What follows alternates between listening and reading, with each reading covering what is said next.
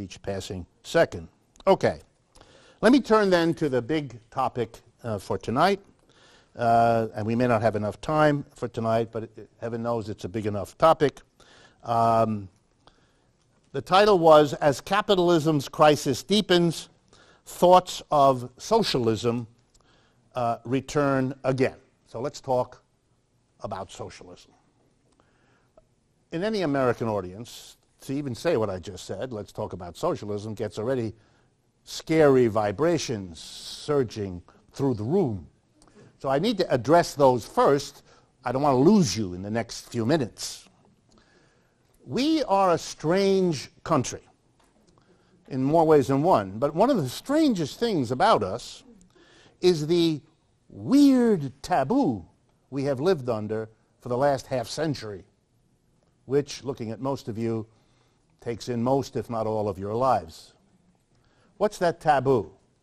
We can't talk about socialism.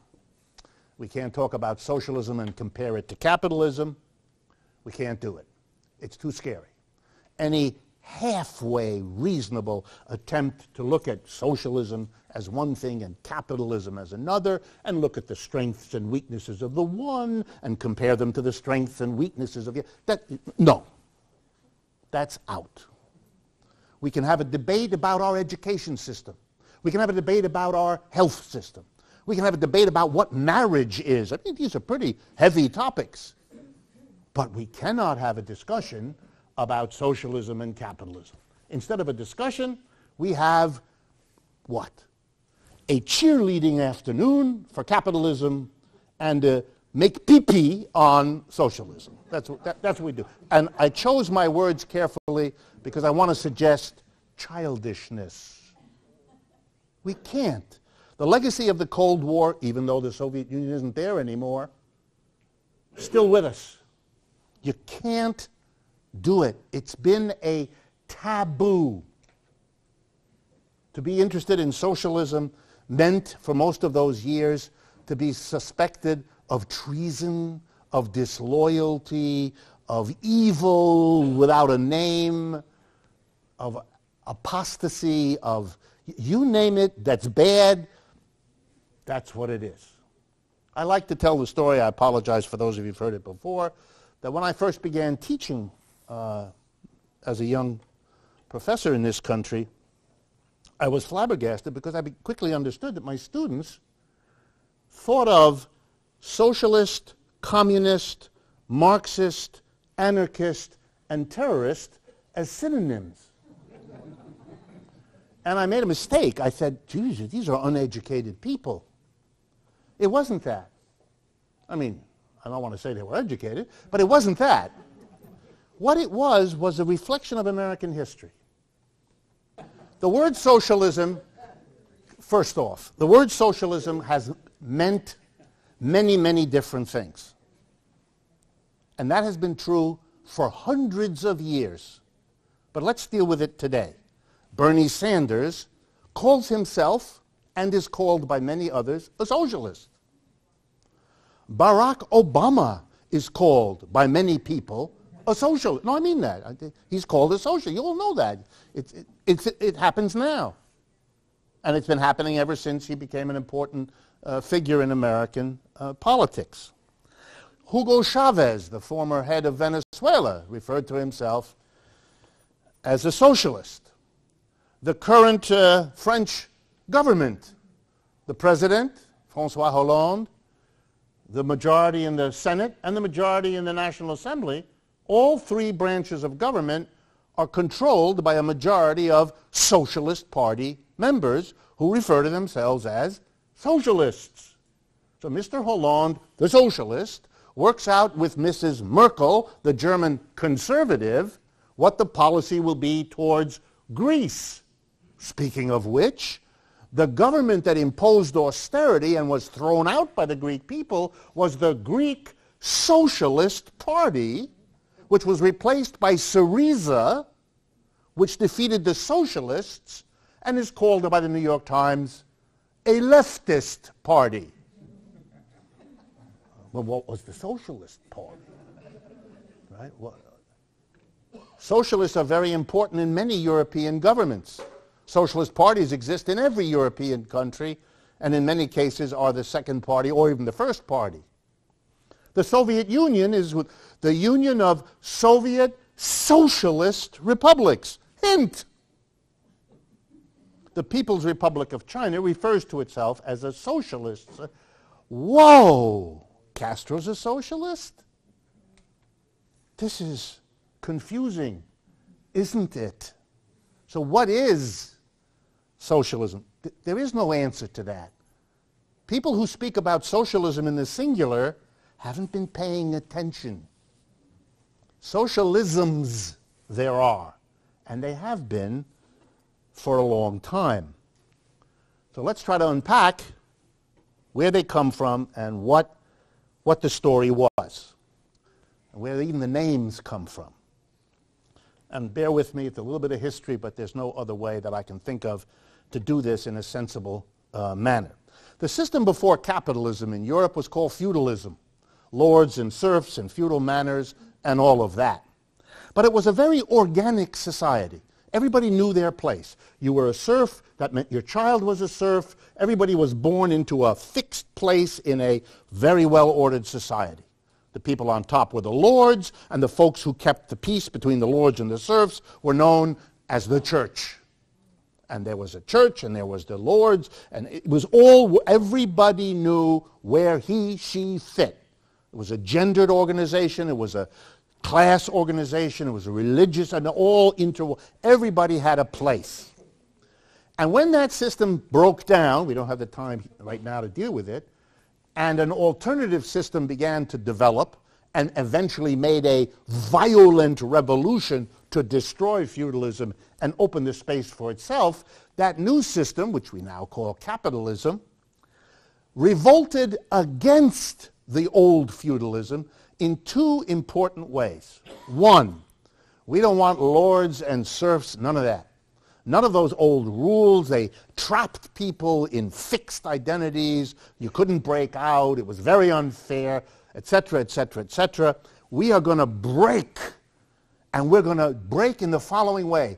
Everybody isn't going to have a place in society. Everybody's going to start at the same point. Everybody's going to be free. Everybody's going to have liberty to develop himself, herself, in whatever. We're going to focus not on the whole, but on the individual. It's the celebration of individualism as the breakout of capitalism, the end of feudalism, the freedom of the individual to do whatever he or she wanted, as long as it doesn't hurt anybody else. Remember? You learned that when you were 7. You should have outgrown it when you were 8, but in any case, you learned it when you were 7, and I don't want to upset you about it. And the revolutions made promises. All revolutions do that. And the capitalist revolutions made the promise, well, let's pick the best of them, the French Revolution, 1789.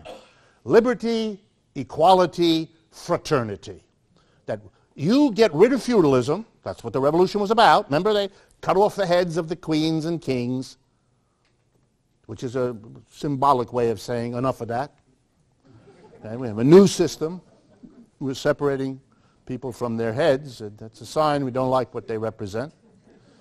So we're going to overthrow feudalism, bloody overthrow, and we're going to establish capitalism, the system where any individual can do whatever he wants. Isn't a serf. Doesn't matter who you were born to. You're free. You're free of feudal obligations. You're free of that old, rigid, structured society. It's an individualist free-for-all. And if we have capitalism, we bring it in, it is the embodiment of freedom in economics, and it will usher in liberty, equality, and brotherhood, fraternity. 1789. By 1850, half a century later, not very long, capitalism is really settling in Europe. Feudalism is dying, what's left of it. But the people in Europe are discovering something. They're discovering that capitalism has indeed replaced feudalism. But liberty, equality, and fraternity is nowhere in sight. Instead of the lord and the serf, we have the capitalist and the proletarian. And they're not getting more and more equal. They're getting, well, you know, like now, further and further apart. And so there begins to be a criticism of capitalism. What happens to all economic systems? It develops critics. Slavery had critics. Feudalism had critics. Any system, every system we know of, eventually, and it didn't usually take very long, had its critics. Capitalism, having promised so much and having delivered much less, literally developed its own criticism. How could it not? So people began to turn against this capitalism, saying it didn't bring liberty, equality, and fraternity. Didn't bring it, didn't look like it was going to bring it. It was creating a whole new set of contradictions, conflicts, tensions, the things we thought we would overcome and get beyond when we made the revolutions against feudalism. It didn't work out. And what name did the critics come up with? Interesting. They went after capitalism on the very point that capitalism was so proud about, the individualism. This new system had everybody doing whatever they could get away with. It was celebrating that. Its leading economist, a Scottish gentleman who studied divinity. So he was a ennobled Scottish gentleman. Adam Smith, a professor of religion, came up with the following stunning idea. You can see how useful it was. If every person seeks to pursue their own self-interest, it'll all work out for the best for everybody. Jesus, that's nice. Doesn't that make you feel better? I just have to take care of number one, and it'll be the best for everybody. This is very comforting. But as a principle to organize society, oh my God, are you in danger? Because it might turn out that if people go after what's good for them and don't care about the larger implications and the social consequences, you could have a society that tears itself apart. And there were philosophers way back then who warned about it. Thomas Hobbes writes a book. Says, you know, this business with everybody pursuing their own self-interest, that's going to make a society in which life is nasty, brutish, and short. That's what he wrote. He wasn't so pleased. He didn't think Adam Smith had this right. Not at all. So what did the critics of capitalism come up with? We're not for the individual first and foremost.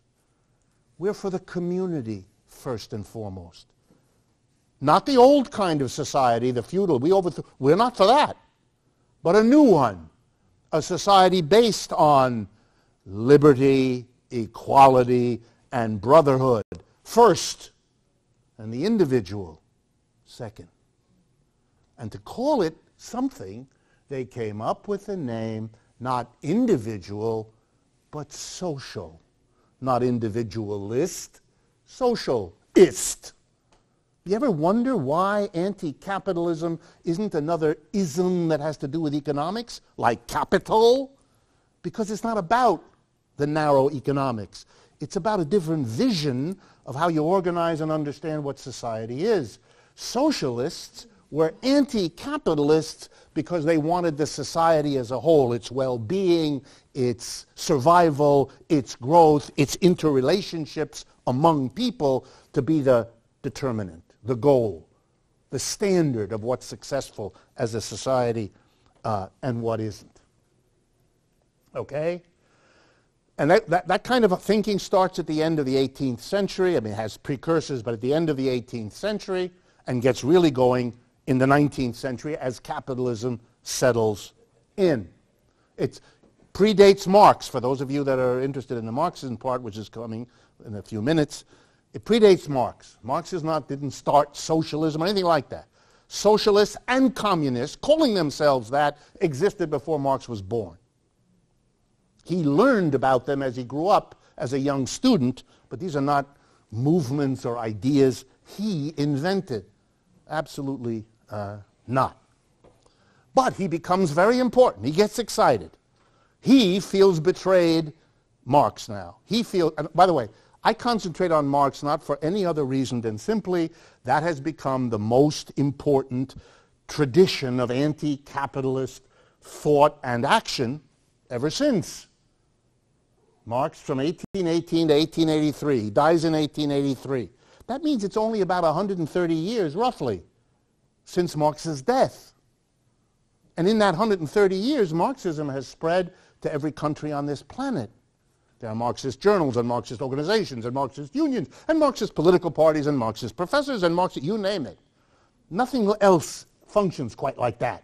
Marxism has answered some extraordinarily wide interest in the world to have spread like that. Few movements in the history of the human race have a history of that kind of spread that fast. But by the way, if you spread that to that many different cultures, at that many different levels of cultural and historical and economic development in a short amount of time, of course you're going to have different concepts of socialism and capitalism and communism, because all these different people are trying to get their heads around what that all means. And they're going to come up with different interpretations of Mr. Marx's writings. Therefore, of course, there are multiple socialisms and communisms. The idea that all of that would have come up with one basic idea that everybody agrees to, that's too silly for words.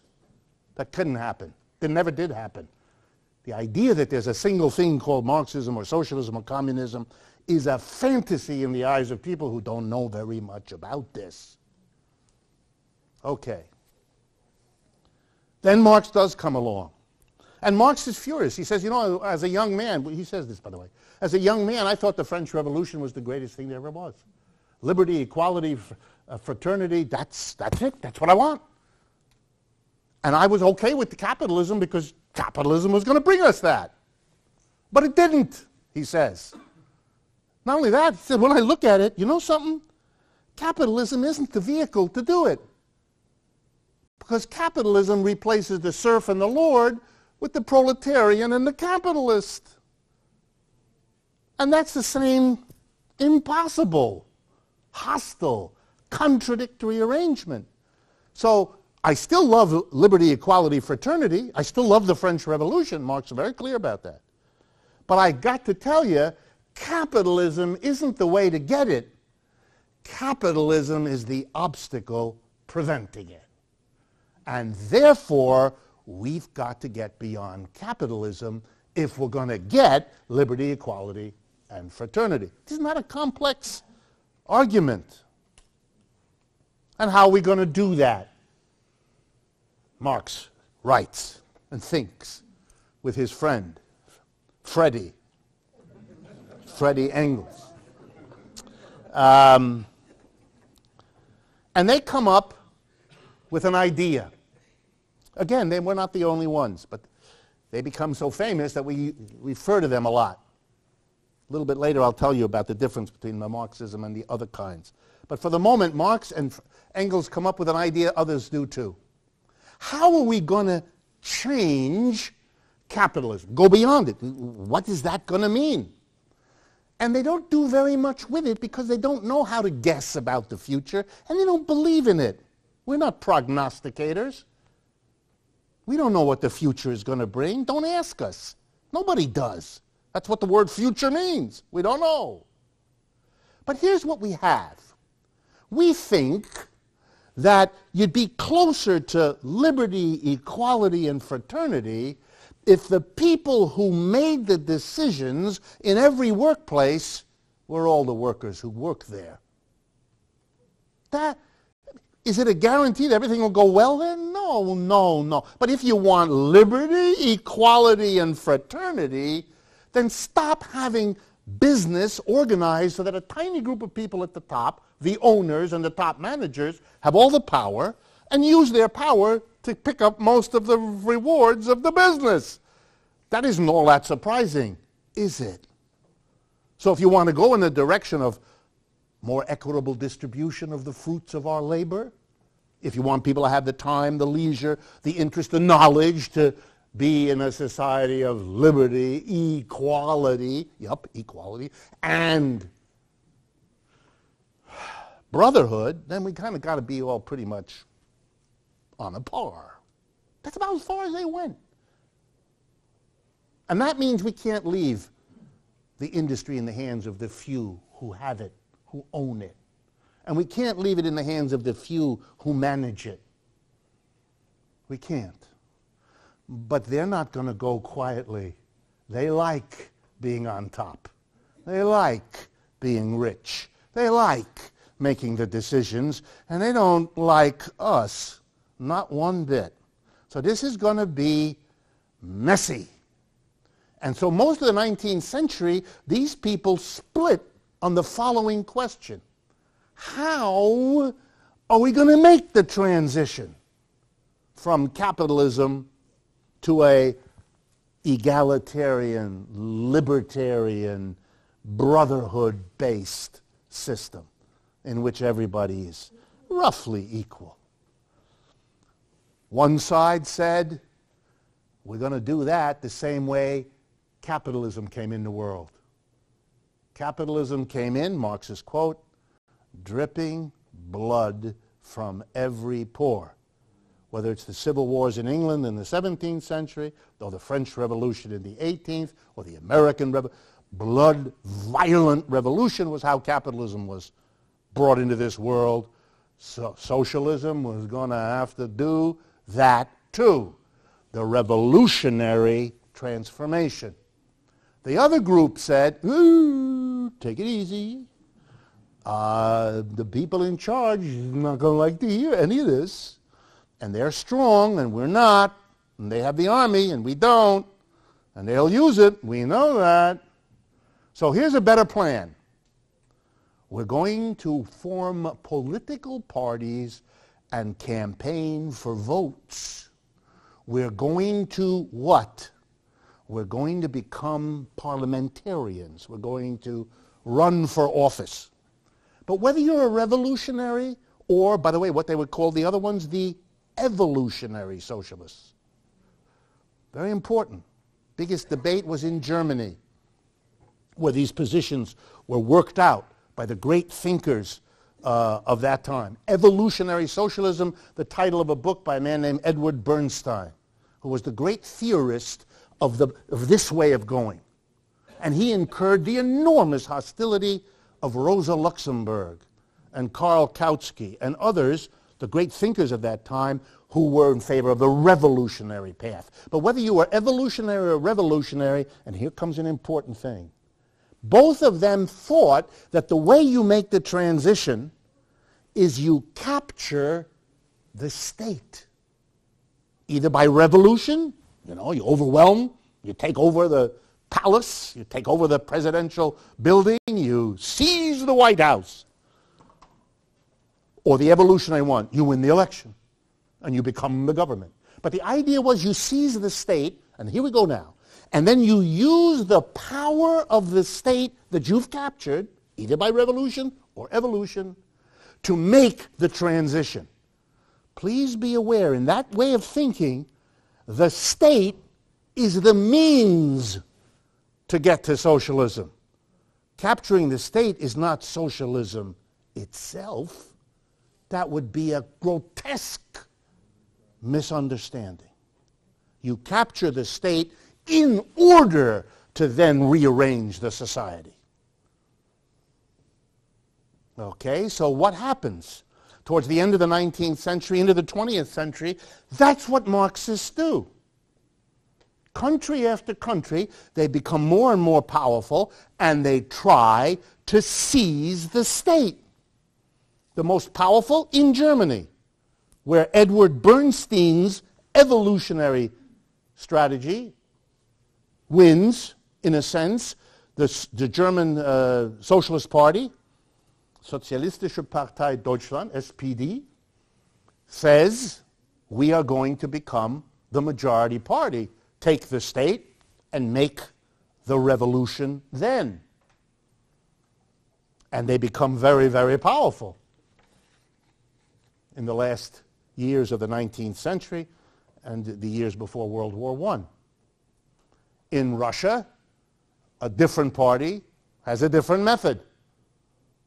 They do electoral stuff, but then in the chaos of World War I, when capitalism in Russia is destroyed because it loses World War I, Lenin, an exile in Switzerland at the time, looks at the situation in Russia and says, this is a paraphrase, says, we don't have to wait.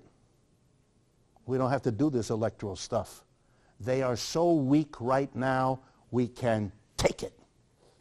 A tiny political party, the Bolsheviks, tiny. A huge country, overwhelmingly agrarian. Bolsheviks had 6 peasants in the entire party. They were intellectuals, they were urban people, and so forth, by and large, industrial workers, not peasants, and Russia was a peasant country. But we can do it. We can actually do it. Most other socialists of the time thought Lenin was nuts and told him so. But they already thought Lenin was weird because Lenin, in the face of World War I, had said to the Russian working class, this is a war between imperialists. Workers have no business being involved in this. Don't fight. That's why he had to be in exile, because they were going to arrest him for telling the Russian people. By the way, the American socialist leader, Eugene Victor Debs, did exactly the same thing, and they put him in jail. Because he said to the American workers, you shouldn't be fighting in this. It's not a war about you. You should not be killing the workers of other countries. What the hell are you doing? You're doing the dirty work of the capitalists. They want a war, let them fight it. You shouldn't fight it. So Lenin was already strange, and now you look at even stranger. But he pulled it off. He did it. He captured the state in a revolutionary way. And all of the people who had tried to do otherwise didn't.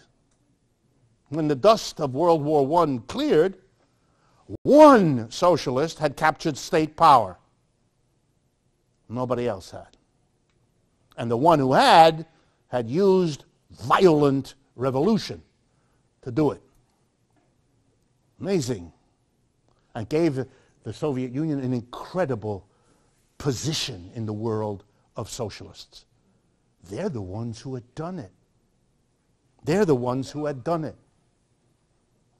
And immediately at the end of World War I, all socialists around the world split. They split on the following basic question.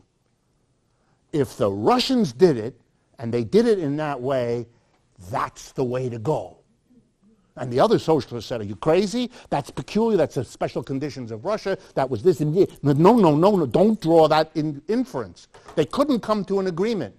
So the people who thought that Russia showed the way withdrew from the socialist parties, withdrew from the socialist movement, and to underscore their view, they said, we're going to take a new name. We're going to call ourselves communists. That's where this comes from. That's where it begins. All communist parties start in 1921, 1920. They all begin in that split. The American Party, the Soviet Party, all of them. And it's a fight about what? How to make the transition from capitalism to socialism? No. How to capture the state.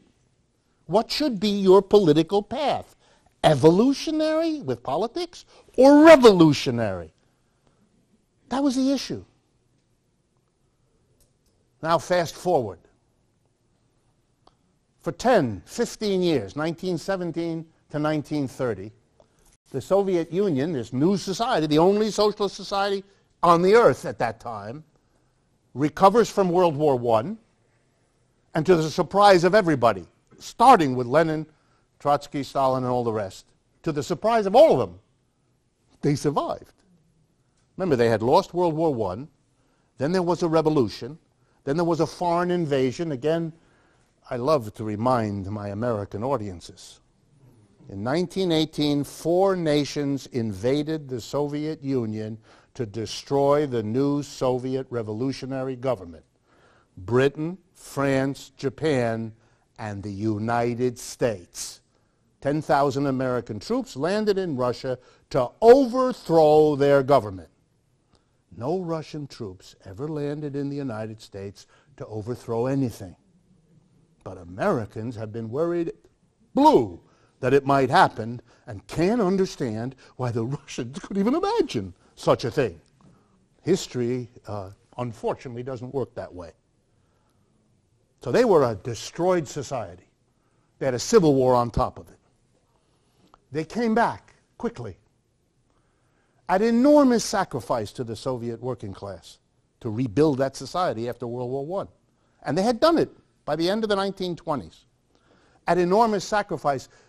But the problem was the government, and this is the most important thing that we'll have time for today, the government of the Soviet Union had replaced all the private industrial corporations. The private industrialists had mostly left Russia, became exiles, went to places like Paris, London, New York. Or they became workers like everybody else. But they lost their position. The private corporate leaders, gone.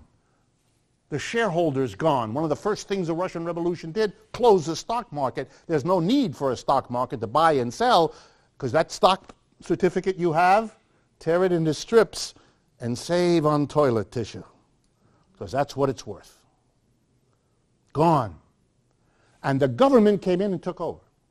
The government appointed people to run the factories.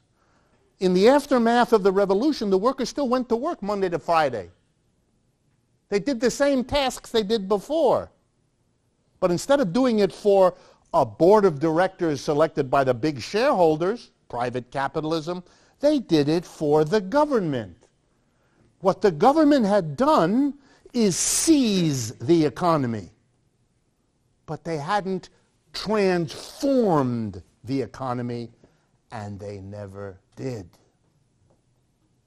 Stalin declares in 1930-31, this is socialism. Lenin, dead by that time, would have, and probably did, turn over in his grave. No, he would have said, what we have, Lenin's phrase, is state capitalism. The state has become the capitalist.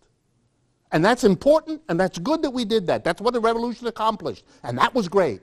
But now the task was to transform, and you, Stalin, you didn't transform, you just declared that, here we go now, when the state is in charge, we got socialism. Wow. From being the means to the transition, seizing the state became the transition. From the means, it became the end. The end of the... We have socialism because the government has taken over. Even though the relationships between the government running the industry and the mass of people is not that different from the relationship of the private individuals who used to occupy those positions in relationship to the mass of the working people.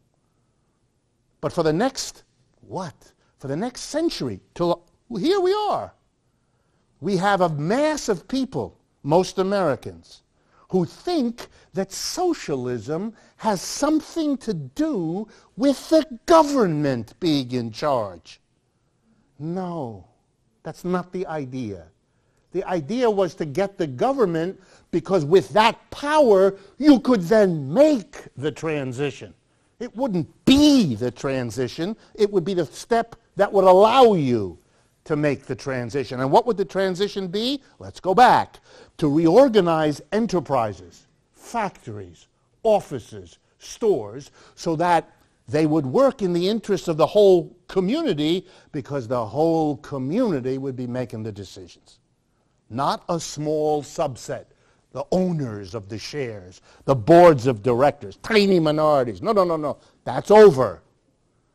The question was, did the state transform the economy? And the answer is no, they didn't.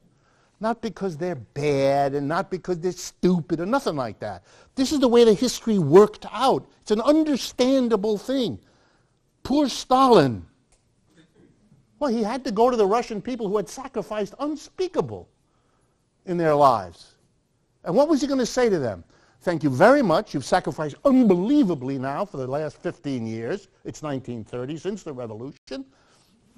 I'm glad to announce to you all what we have achieved is state capitalism.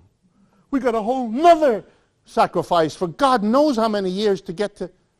They would have ridden him out of the town on a rail. He couldn't. So he did what politicians do. He substituted the wish for the reality. We've made it. We're here. Socialism is when the government does stuff. And it's more socialism the more stuff it does. And if it does a real lot of stuff, it's communism. Everything becomes how much to go. So the French think it's socialist if the government regulates a lot and owns a few things like, I don't know, Air France. Or the government makes Gitan cigarettes, which it does. But if the government takes over everything, that's not socialism, that's communism. The measure becomes how much the government does. This is a joke on Marx. Marx never wrote an article about the state. He wasn't interested in the state. He was interested in the transformation to a new system. And one final thing, that's all we have time for today, and we'll do some more in June. One more thing. Every economic system has had both private and state forms of that system. I'll give you an example. Enslaved societies, all through the history of the world, it wasn't always that only private individuals had slavery. Sometimes states owned slaves. Though you'd have to speak of private slave economic system and state slavery. The Roman state owned slaves. Give you another example, feudalism. Many of the lords, say, of French feudalism were private individuals. But the French king, the state, also had serfs. So you had private feudalism and state feudalism. The reason we both call them feudalism is because they were the same system. It's just the difference between a private individual and a state official. Capitalism's like that too. You can either be a private capitalist, an individual who owns and operates a business as an individual with no relationship to the state, then you're a private capitalist. Or the government can do that. The government can hire workers, buy raw materials and tools and equipment, manufacture something and sell it in the market. You know, like, I don't know, Amtrak, TVA. 2,500 cities in the United States have a public power. I don't know if you're aware of that. 2,500 cities in the United States produce their own electricity as a public enterprise and sell it to their own people. Holyoke, Massachusetts, about 3 hours from here, is a perfect example. For the last century, they have an electric generating plant that produces electricity, which is then sold to the people of Holyoke. The profits from that are given by the Holyoke Electric Company to the city of Holyoke, which therefore taxes its citizens less since they don't need to tax them as much since they're getting the profit from producing electricity. That's state capital. The state is the capitalist.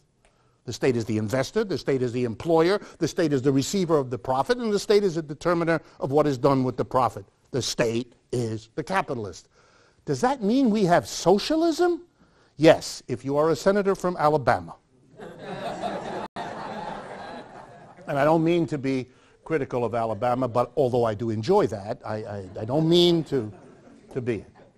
The state is one thing. Socialism as something fundamentally different from capitalism is something else. Okay, we've run out of time. I promise you we will continue part of the major discussion on in June when we meet, the second Wednesday of June, will be a particular focus on what it would mean for a transition from capitalism to socialism once you unhook the notion of socialism from this focus on the state. And that'll help us conclude by showing you how many of the concepts of socialism are locked into this fetishization of the state, this focus on the state, which misunderstands the history, versus how many of the definitions of socialism really have to do with the transformation of an economic system, which is what Marx and his contribution was much more focused on.